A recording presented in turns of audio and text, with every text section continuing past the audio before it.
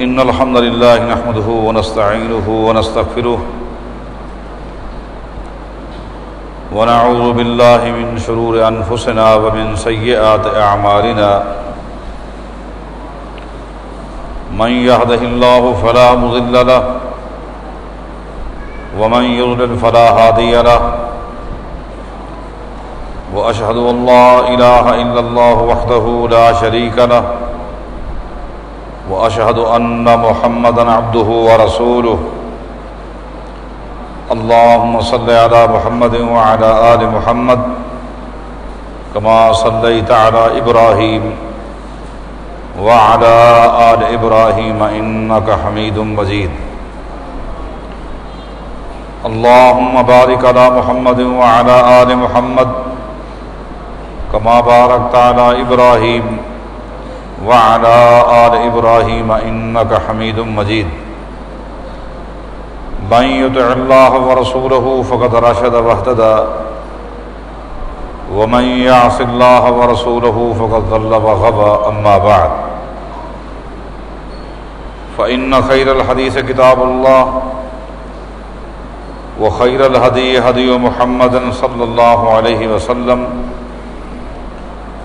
وشر الأمور محدثاتها وكل محدثة بدعة وكل بدعة ضلالة وكل ضلالة في النار أعوذ بالله من الشيطان الرجيم بسم الله الرحمن الرحيم فلما بلغ معه السعي قال يا بني إني أرى في المنام أني أذبحك فانظر ماذا ترى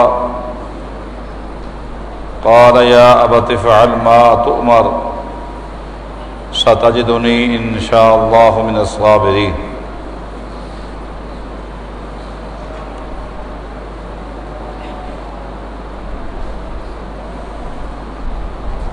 تاریخ اسلام میں جب انبیاء علیہ الصلوۃ کی سیرت کا مطالعہ کیا جاتا ہے تو عقل دنگ ہو جاتی ہے کہ یہ جماعت اللہ تعالیٰ کی کس قدر وفادار تھی۔ جماعت انبیاء علیہ السلام کا اللہ تعالیٰ کے ساتھ کیسا تعلق تھا اور کیسے ان کی زندگیاں گزری۔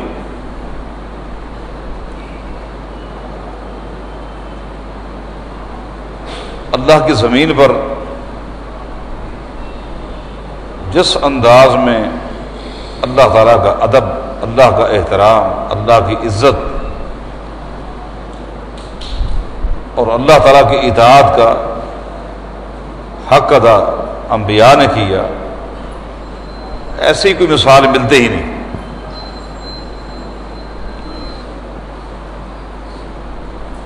بڑے بڑے حملے ہوتے تھے شیاطین کے، مگر ان کا اثر انبیاء علیہ السلام کی ذات پر، ان کے منہج پر، ان کے کردار پر ذرے کے برابر نہیں پڑتا تھا۔ آپ دیکھیں بڑی حیرت ہوتی ہے کہ اعلان نبوت سے قبل سیدنا ایوب علیہ السلام کی مالی پوزیشن کیسی، قوم، علاقے اور برادری کے اندر کیا ایک نام ہے۔ ایوب علیہ السلام کو اللہ نے اتنی تعداد میں جانور دیے تھے کہ ان کا گننا مشکل تھا، نوکر، غلام، سونے اور چاندی کے ڈھیر، بیویاں، اولاد کی ایک بہت بڑی جماعت، قوم اور برادری اور علاقے کے وڈیرے، سب کے مشاکل، مسائل کا مرجع اور مصدر ایوب علیہ السلام۔ رات کو کسی کے ساتھ مسئلہ پیش آتا، ایوب علیہ السلام کے پاس آتا، ایک عزت تھی، وقار۔ آپ دیکھیں کہ ادھر اللہ نے نبوت دے دی، ادھر اللہ تعالیٰ نے ایوب علیہ السلام کی ساری جداد کو تباہ و برباد کر دیا. جانور جن کا گننا مشکل تھا سب ہلاک ہو. سونے اور چاندی کے ڈھیر کو آگ لگ گئی. صبح اٹھے سارے بچے فوت ہو چکے. بتائیں کیا تکلیف ہوئی ہوگی, کیا صدمہ پہنچا ہوگا, اور لوگوں نے کیسے تانے دیے ہوں گے. آپ کیا سمجھتے ہیں؟ دیکھیں اے دن ہمیں بعض ساتھی ملتے ہیں, ان کی گفتگو سے جو اندازہ لگایا جاتا ہے وہ یہ کہ ان کے ساتھ جو معاشی مالی بحران پریشانی, بیماری گھر سے نہیں جا رہی, پریشانی, ان چیزوں کا ان کو اتنا دکھ نہیں ہے جتنا قوم اور برادری کے تانوں کی تکلیف ہے. دیندار, اور بظاہر یوں ہی محسوس ہوتا ہے کہ دینداری آئی اور یہ ایک امتحان بھی آ گئی, دنیا کے تانے. کتنے صدمے ہوتے ہیں. آپ غور کریں کہ ایوب علیہ السلام کے ساتھ کیا ہوگا. کچھ بھی نہیں بچا. ایوب علیہ السلام کا گھرانہ خود ایک شہر تھا, افراد اتنا تھے کہ خود ایک بہت بڑی آبادی تھی. آج صرف 2 افراد ہیں, ایک ایوب علیہ السلام ہے اور ایک بیوی بچی. اور ایوب علیہ السلام بھی بیماری کی زد میں آ گئے. ایسی بیماری کی چل نہیں سکتے. اور صورتحال یہاں تک پہنچی جو کل کی تاریخ میں اربوں خربوں کا مالک تھا, آج اس شخص کی بیوی سارا دن لوگوں کے گھروں میں نوکری اور مزدوری کرتی ہے اور 4 پیسے کما کے لاتی ہے. ایک بیوی ہے سارا دن محنت کرتی ہے. لیکن قربان جائیں کوئی حرف شکایت زبان پر آئی ہو. یہ ہے وفاداری, یہ ہے تعلق باللہ, یہ ہے انبیاء کی استقامت, یہ ہے انبیاء کا صبر جو کہ قابل رشک ہے.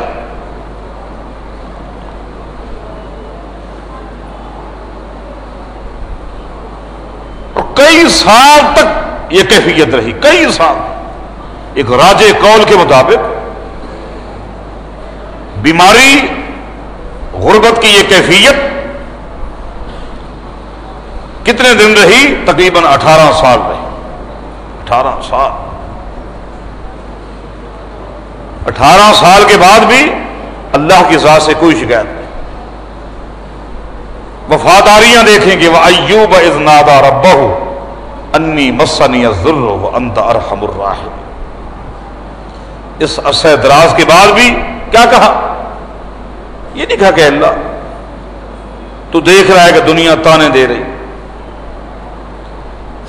تو نے یہ نبوت دی, اس سے پہلے میرا حال یہ تھا اور لوگ یہ کہہ رہے ہیں. نہیں, اللہ میرا کیا بچا, یا اللہ میرا کوئی قصور بتا. نہیں, مسنی الضر وانت ارحم الراحمین. اے اللہ مجھے تکلیف نے گھیر لیا ہے, تو نے تکلیف نہیں دی. یہ نہیں کہا, حالانکہ تکلیف کس سے آتی؟ اللہ سے. لیکن نہیں, بے ادبی نہ ہو. مسنی الضر, مجھے تکلیف نے گھیر لیا ہے. اور آگے اتنا کہا کہ وانت ارحم الراحمین, تو ارحم الراحمین ہے. اسے یہ ہے صبر, یہ ہے استقامت, یہ ہے وفاداری, یہ ہے تعلق باللہ. اس جملے کو اللہ نے سنا تو فرمایا کہ ارکض برجلک ھذا مغتسل بارد وشراب. اے ایوب اب یہیں پڑے پڑے اپنے پاؤں کو زمین کے ساتھ رگڑو اور یہیں سے چشمہ نکل رہے گا. اسی چشمے کا پانی پی لے اندر کی بیماریاں ختم، نہا لو باہر کی بیماریاں ختم. یہ ہے انبیاء. یونس علیہ السلام کو دیکھیں، کیا مقام ہے یونس علیہ السلام کا، کیا وقار ہے. اس توحید کی دعوت کو قوم کے سامنے پیش کیا اور کہا کہ اللہ کے عذاب سے بچ جاؤ. قوم نے کہا فاتنا بما تعدنا، لے آؤ اس عذاب کو. دیکھتے ہیں کہ وہ کہاں سے عذاب ہے گا، مشرق سے ایسا ہے کہ مغرب سے ہے کہ کہاں سے ہے، لے آؤ. بتاؤ قوم کی یہ کیفیت. صرف اتنا ہوا کہ نالاں ہو کر، قوم سے ناراض ہو کر، کہ اب اس قوم سے کوئی توقع نہیں، ناراض ہو کر چل پڑے. لیکن یہاں غور کریں، چل پڑے بظاہر کوئی کو چھوڑ نہیں، چلے گئے قوم کو چھوڑ کے جانا. لیکن انبیاء کا اللہ کی وحی کے بغیر قدم اٹھانا بھی اللہ کو برداشت نہیں. انبیاء کا ایک قدم وہ بھی اللہ کی وحی کے تابع ہونا چاہیے. ہر چیز. جب سید عائشہ رضی اللہ تعالیٰ عنہا نے نبی علیہ السلام سے کہا تھا کہ رات کو میں آپ کے پیچھے اس لیے چل پڑی کہ میرے دل میں خیال آیا کہ آج آپ کسی اور بیوی کے ہاں تو نہیں جا رہے، اس لیے چل پڑی تھی. تو نبی علیہ السلام نے کیا فرمایا تھا؟ اظننت ان یحیف اللہ علیک ورسولہ، ایسا کیا خیال ہے، تو کیا سمجھتی ہے کہ اللہ تیرے ساتھ زیادتی کرے گا؟ اللہ جاننے والے کون ہیں؟ محمد الرسول. اگر کسی بیوی کے ہاں جاتے تو کون جاتے؟ محمد الرسول اللہ جاتے. ایک فرمایا کہ اظننت ان یحیف اللہ علیک، تو کیا سمجھتی ہے کہ اللہ تیرے ساتھ زیادتی کرے گا؟ اس کا معنی کیا ہے؟ اس کا معنی یہ ہے کہ ایسا میرے گھر کی باریاں بھی آسمان سے جبریل لے کر آتا ہے. باریوں ترتیب بھی میری مرضی سے نہیں ہوتی، اللہ کی وحی سے ہوتی. اب خالی قدم اٹھایا، اللہ کی وحی نہیں ہے تھی. بظاہر کوئی گناہ نہیں ہے، کوئی نافرمانی نہیں ہے، مگر اللہ کو یہ قدم اٹھانا بھی برداشت. کشتی میں سوار ہو گئے اور کشتی بھون میں پھنس گئی، اور اللہ نے کہہ دیا کہ وزن زیادہ ہو گئی ہے،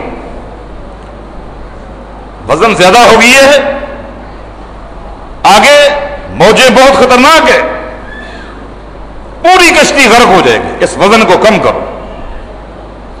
اور وزن کو کم کرنے کا معنی یہ ہے کوئی ایک بندہ قربانی دے اور یہاں سے نکل جائے، ورنہ سارے غرق ہو جاؤ، سارے غرق ہو جاؤ.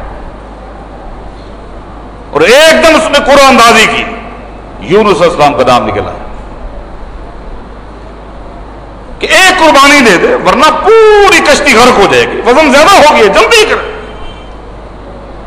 یونس علیہ السلام نے فوراً چھلانگ لگا، فالتقمہ الحوت. آگے مچھلی انتظار میں تھی، مچھلی نے منہ کھولا اور اللہ کی اس امانت کو اپنے پیٹ میں لے لیا. جو ہی پیٹ میں گئے، قرآن کریم نے کیا کہا؟ وَهُوَ مُلِيمٌ. اسی وقت یونس علیہ السلام کو اپنی غلطی کا احساس ہو گیا کہ مجھے اللہ کی وحی کے بغیر نہیں چلنا چاہیے تھا. یہ ہے تعلق. قدم اٹھ گئے، فوراً ہی احساس ہو گیا وَهُوَ مُلِيمٌ. وَهُوَ مُلِيمٌ کا معنی یہ ہے کہ یونس علیہ السلام اپنے آپ کو ملامت کرنے لگے کہ مجھے نہیں چلنا چاہیے تھا، مجھے اللہ کی وحی کی انتظار کرنی چاہیے تھی. اوہو، چل پڑا. فنادا فی الظلمات. پھر وہی اللہ کو آواز لگائی، لا الہ الا انت سبحانک انی کنت من الظالمین. اللہ یہ جو میں نے قدم رکھے ہیں یہ میری غلطی ہے، تیری وحی کے بغیر.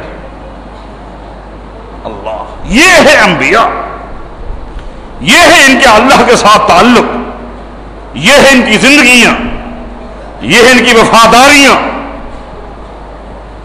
اب آئیے، اب یہ کوئی واقعہ جو سال میں ایک مرتبہ تو ہم ضرور سنتے بھی ہیں، سناتے بھی، کہ باپ بیٹے سے کہہ رہا ہے کہ یا بنیا، اے بیٹے میں نے خواب دیکھا ہے، میں تجھے ذبح کر رہا ہوں۔ خواب کی شرعی حیثیت کیا ہے یہ گزشتہ جمعہ میں تفصیل سے بتا چکا ہوں آپ کو، تو میں نے کہا تھا کہ اگلی باتیں انشاءاللہ اگلے جمعہ پہ ہوں گی۔ یا بنیا انی ارا فی المنام انی اذبحک فانظر ماذا تری، بیٹا میں نے خواب دیکھا ہے تجھے ذبح کر رہا ہوں، تیری کیا رائے ہے؟ باپ بھی پیار اور محبت میں گفتگو کر رہا ہے، یا بنیا۔ عربی کے اندر جو عربی لغت کو جانتے ہیں وہ سمجھتے ہیں، ایک ہے یا بنی اے میرے بیٹے، یا بنی اے میرے بیٹے، ایک ہے یا بنیا اے میرے پیارے بیٹے۔ اسی طرح ایک ہوتا ہے یا ابی اے میرے باپ، اور ایک ہوتا ہے یا ابت اے ابا جان، اے بابا، اے میرے پیارے ابو۔ باپ کا لہجہ بیٹے سے دیکھے اور بیٹے کا لہجہ باپ سے دیکھے، لہجے بھی دیکھے، لہجے بھی دیکھے، گفتگو کرنے کا انداز بھی دیکھے۔ یا بنیا اے میرے لاڈلے بیٹے، اے میرے اکلوتے بیٹے، اے میرے پیارے بیٹے۔ پیارے کیسے نہ ہو؟ 80 سال دعا کرتے رہے، 80 سال، 80 سال اولاد کی دعا کرتے رہے، 80 سال گزرے، 80 سال کے بعد اللہ نے بیٹا دیے ہے، وہ بیٹا کیسا پیارا ہو؟ بڑھاپے کی اولاد، لیکن مسئلہ کیا ہے کہ انی ارا فی المنام انی اذبحک فانظر ماذا تری، میں نے دیکھا کہ میں تجھے ذبح کر رہا، اب تو بتا تیری کیا رائے؟ سبحان اللہ، اولاد بھی دے تو اللہ تعالیٰ فرمانبردار ہے۔ بیٹے نے بھی کیا کہا؟ یا ابھی نہیں کہا، معاملہ ذبح کرنے کا، اور بیٹے کے ذبح ہونے کا تھا، کیا کہا؟ یا ابد، اے بابا، اے ابا جان، افعل ما تؤمر، جو اللہ نے آپ کو حکم دیے ہے آپ عمل کریں، ستجدنی انشاءاللہ من الصابرین۔ تکلیف ہوگی لیکن انشاءاللہ آپ مجھے صبر کرنے والا پائیں گے انشاءاللہ۔ قرآن کریم نے ایک نقشہ کھینچا ہے، باپ بیٹے چل پڑے، اور حدیث میں آتا ہے کہ جو ہی باپ بیٹے چلے، شیطان نے ایک دم کہا کہ اگر آج اس گھرانے کو میں گمراہ نہ کر سکا تو قیامت تک ان کے ماننے والوں کو گمراہ کرنا میرے لیے مشکل ہو جائے گا۔ آج موقع ہے، بہت بڑا عظیم موقع ہے کہ اگر آج اس گھرانے کو میں نے گمراہ نہ کیا، ناکام ہو گیا، تو پھر ان کے ماننے والوں کو قیامت تک میں گمراہ نہیں کر سکوں گا، مشکل ہو جائے گا۔ یہ میری ذاتی فہم یہ ہے کہ شیطان اس گھرانے کو تو گمراہ نہ کر سکا، لیکن بعد میں آنے والوں کو آج تک گمراہ کرنے کی پوری کوشش کر رہا ہے۔ بس اسی قربانی کے حوالے سے دیکھیں شیطان کے حملے، کبھی حملہ ہوتا ہے کہ قربانی کا دین اسلام میں کوئی تصور نہیں، کوئی تصور ہی نہیں، وہ تو صرف قرآن کریم نے جو ذکر کیا ہے وہ تو حج کا موقع ہے، پوری دنیا کے لوگ آئے ہوئے ہیں تاکہ ان کی مہمان نوازی ہو جائے، ان کی ضیافت ہو جائے، دور دور سے لوگ آئے ہوئے ہیں، محبتیں قائم ہو جائے، تعارف ہو، رابطہ ہو، اس لیے جانور ذبح ہو رہے ہیں، اور اس کی الگ کوئی حیثیت، یہ حملہ ہے۔ اور اس امت کا ایک بہت بڑا طبقہ اس حملے کی زد میں آ چکا ہے، اللہ ہم سب کو محفوظ فرمائے۔ ایک حملہ یہ ہے کہ قربانی ہے لیکن حاجیوں کے لیے ہے، غیر حاجی کے لیے قربانی جائز ہی نہیں۔ قربانی ہے، اس کی شرعی حیثیت ہے، لیکن وہ صرف حجاج کے لیے جو حج کرنے کے لیے گئے ہوئے ہیں، باقی کسی کے لیے ہے نہیں۔ حملہ ہو چکا ہے۔ ایک حملہ یہ بھی ہے، ہاں قربانی کریں، لیکن ایک حصہ کافی ہے۔ ایک حصے سے زائد کو قربانی کرتا ہے تو یہ محض اسراف ہے اور فضول خرچی، یہ بھی ہے فضول خرچی ہے۔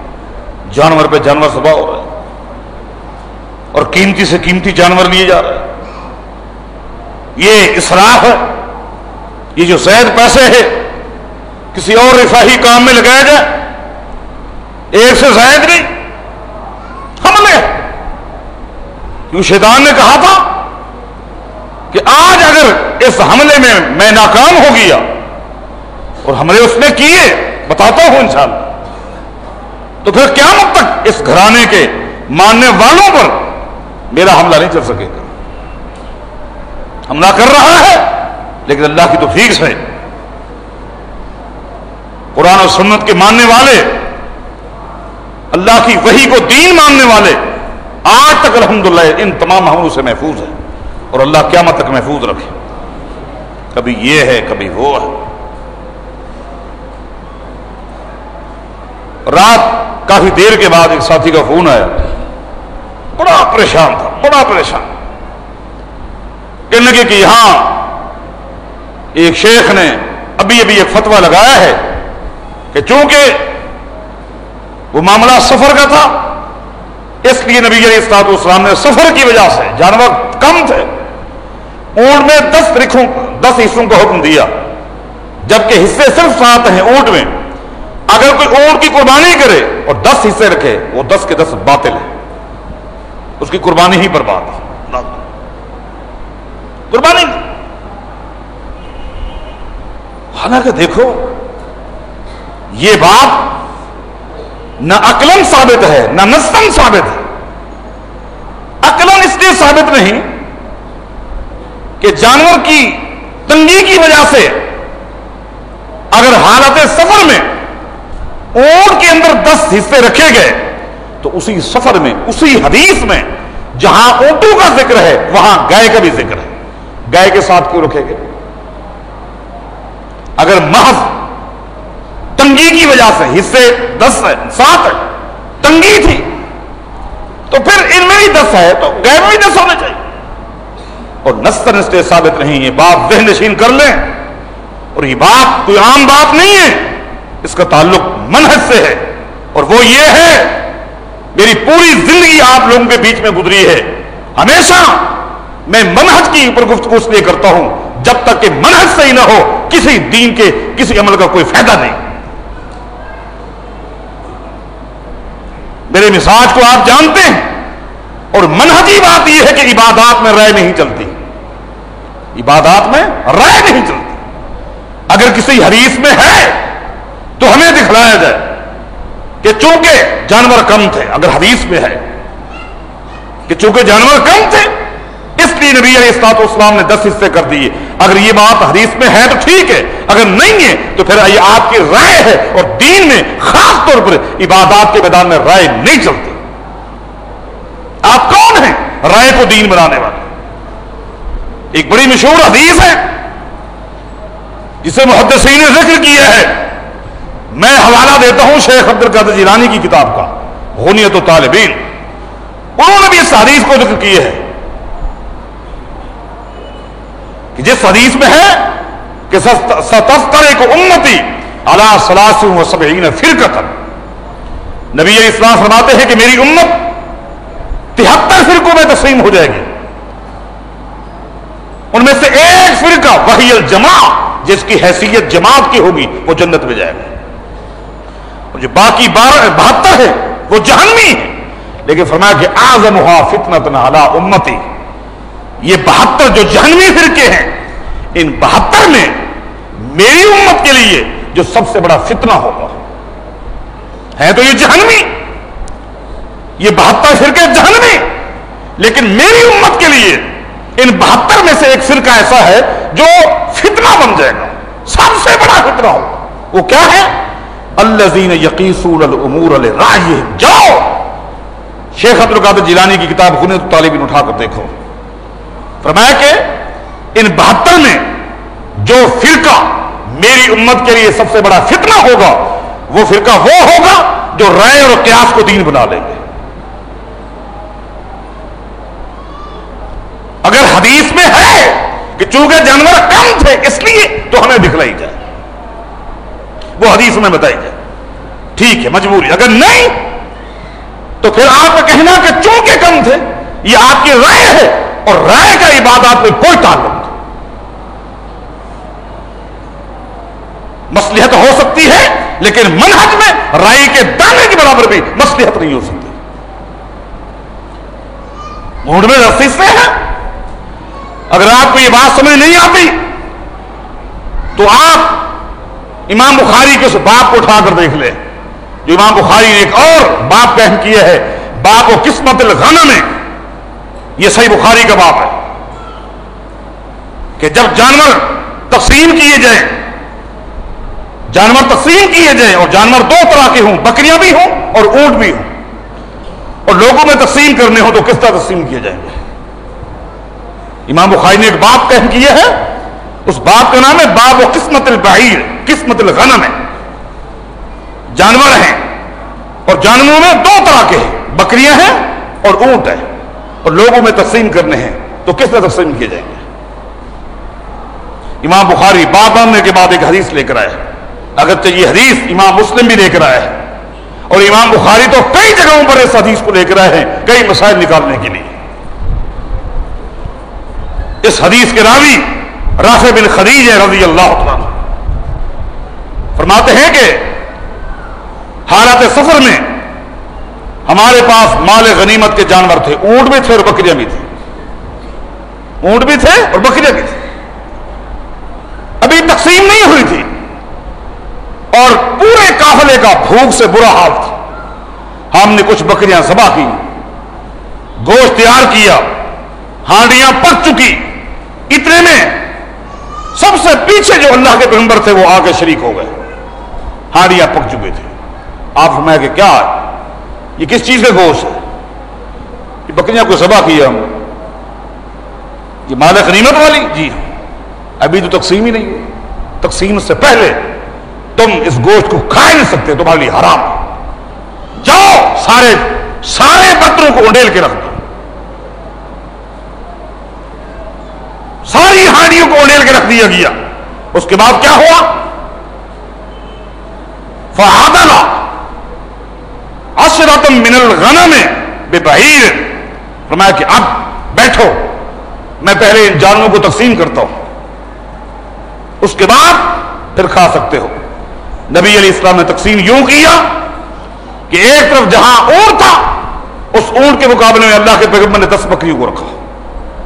یہ ہے تقسیم، کرنے والے کون ہیں؟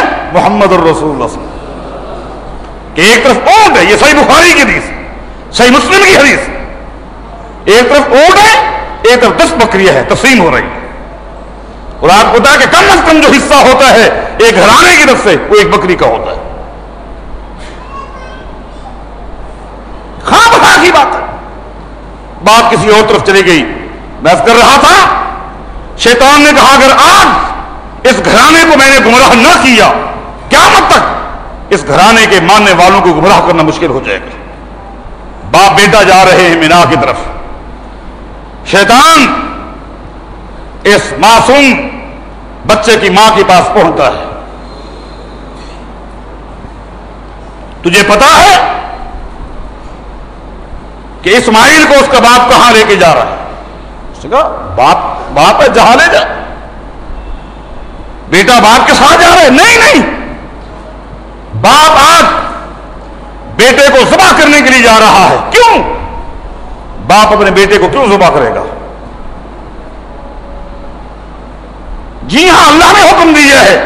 سیدہ ہاجرہ کہتی ہیں اللہ نے اگر حکم دیا ہے تو میرا بیٹا قربان ہونے کے لیے تیار ہو جائے، اگر حکم اللہ کا ہے تو پھر یہ بہت اچھا کام ہے۔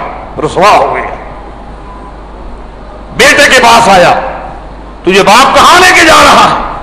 میں بابا کے ساتھ جا رہا ہوں۔ نہیں، آج اس نے ذبح کرنا ہے۔ کیوں؟ اللہ نے حکم دیا ہے۔ اسماعیل معصوم بچے نے کہا اگر میرے بابا کو اللہ نے حکم دیے ہے تو میں قربان ہونے کے لیے تیار ہوں. سبحان اللہ. اسماعیل علیہ السلام کے پاس آئے.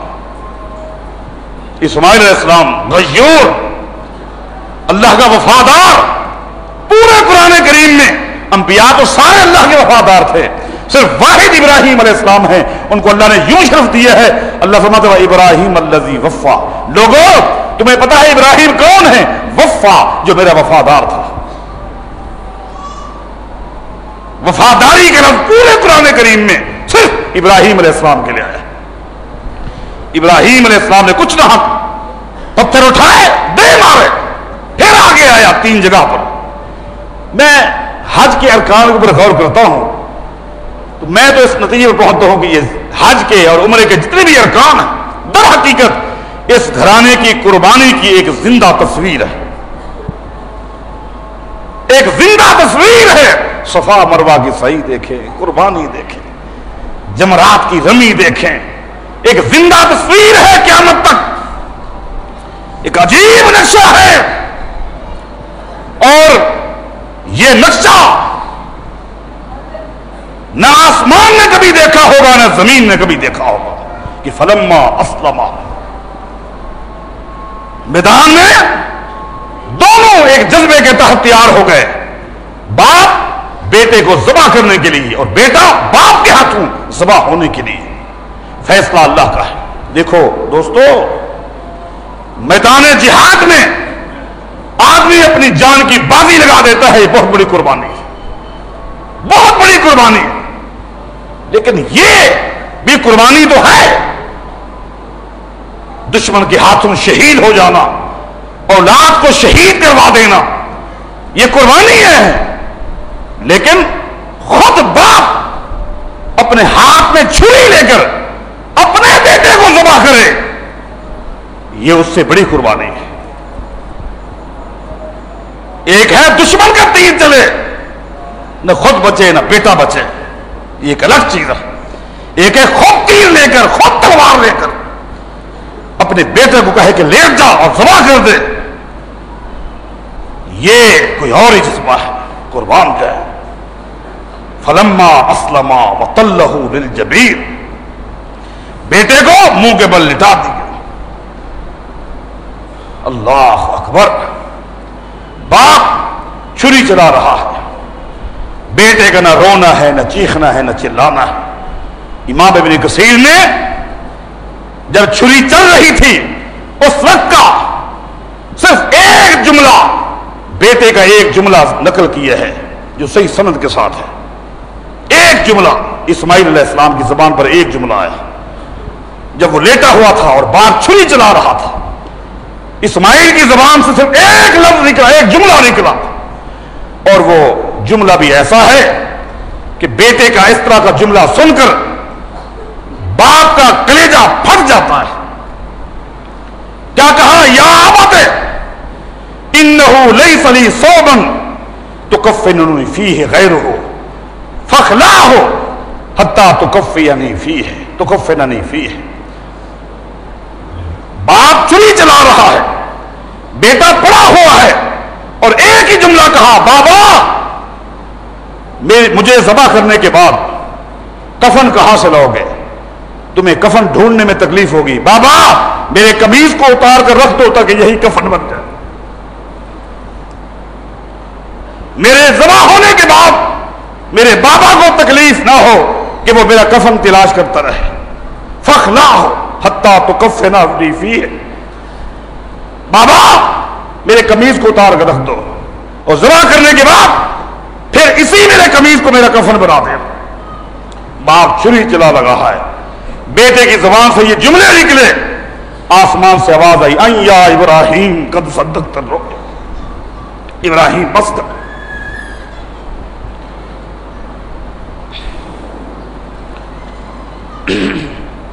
قد صدقت الرؤیا، بس آپ کا خواب پورا ہو گیا. سبحان اللہ. انا کذالک نجزی المحسنین. یہ ہے قربانی. میں تصور کرتا ہوں اللہ تیرا کرم ہے، تو نے ایک چھوٹے سے حصے کا ہمیں حکم دیا ہے، اگر قیامت تک تیرا حکم یہ ہوتا تو اس امت کی کتنی بڑی تعداد گمراہی کی دلدل میں آ جاتی. یہ ہے قربانی. انبیاء کی زندگیاں، ابراہیم علیہ السلام کی زندگی قربانی کا مجموعہ ہے. قربانی ہی قربانی. اور اس انداز میں یہ ہے جذبہ، دین کی خاطر اپنے آپ کو پیش کرنا، مال کی بازی لگا دینا، جان کی بازی لگا دینا، قربان جائے. نبی علیہ السلام نے جب مسیلمہ کذاب کو خط لکھا، اس کے لیے سرزمین مدینہ کے سب سے بڑے بہادر انسان کا انتخاب کیا، سیدنا حبیب بن زید رضی اللہ تعالیٰ عنہ کو، کہ جاؤ خط لے کے جاؤ مسیلمہ بن کذاب کو سمجھاؤ. مسیلمہ کذاب کو جب خط ملا تو اس نے حبیب بن زید رضی اللہ عنہ سے کہا، اتشہد ان محمد رسول اللہ، کیا تم یہی عقیدہ رکھتے ہو کہ محمد اللہ کے رسول ہے؟ جی ہاں، میرا یہی عقیدہ ہے. مسلمہ نے کہا، اتشہد انی رسول اللہ، کیا تمہارے عقیدے میں یہ بھی ہے کہ میں بھی اللہ کا رسول؟ کہا نہیں، میرے عقیدے میں یہ نہیں. اس نے کہا ابھی تیرے عقیدے میں آ جائے گا، ابھی آ جائے گا، ایک لمحہ نہیں گزرے گا، آ جائے گا. فوراً جلاد کو بلایا مسلمہ نے کہ تلوار لے کر میرے سامنے کھڑا ہو جائے. تلوار نیام سے نکال کر جلاد کھڑا ہوا ہے. مسلمہ نے دوبارہ سیدنا حبیب بن زید رضی اللہ تعالیٰ انصاری سے پوچھا، دوبارہ بتا، اتشہد ان محمد رسول اللہ؟ اس نے کہا جی ہاں. پھر اپنے بارے کہا، اتشہد انی رسول اللہ. کہا اللہ. جلاد سے کہا اس کا ایک ہاتھ کاٹ دے. جلاد آگے بڑھا، سیدنا حبیب کا ایک ہاتھ کاٹ دیا. دوبارہ پوچھا، اتشہد انی رسول اللہ، اب بتا گواہی دیتا ہے کہ میں بھی اللہ کا رسول ہوں؟ قال اللہ. کہا اس کا دوسرا ہاتھ کاٹ دے. دوسرا ہاتھ کاٹ دیا. یہ کہنا آسان ہے، سننا آسان ہے. یہ ہے غیرت، دین کے ساتھ وفا. دوبارہ کہا قال اللہ، کہا ٹانگ کاٹ دے. گر گئے. پھر دوسری ٹانگ، حتیٰ کہ جسم کے ٹکڑے جب تک سیدنا حبیب بن زید کے سانس باقی تھے محمد الرسول اللہ کی ختم نبوت کی گواہی دیتے رہے. جب ان کی شہادت کی اطلاع مدینہ میں ان کی والدہ تک پہنچی تو اس والدہ نے کیا کہا؟ اس کے الفاظ تھے، اللہ کی قسم میں نے اپنے بیٹے کی پرورش بھی اس لیے کی تھی، اس نے میری کفالت کا حق ادا کر دیا ہے. اب میں اللہ سے امید رکھ سکتی ہوں کہ ہو سکتا ہے اللہ مجھے معاف کر دے. یہ انبیاء کا اللہ کے ساتھ وفاداریاں، اور یہ ہے امت کی انبیاء کے ساتھ وفاداری ہے. یہ واقعات ہمیں اس طرح کے دروس دیتے ہیں. اللہ ہم سب کو عمل کی توفیق عطا فرمائے.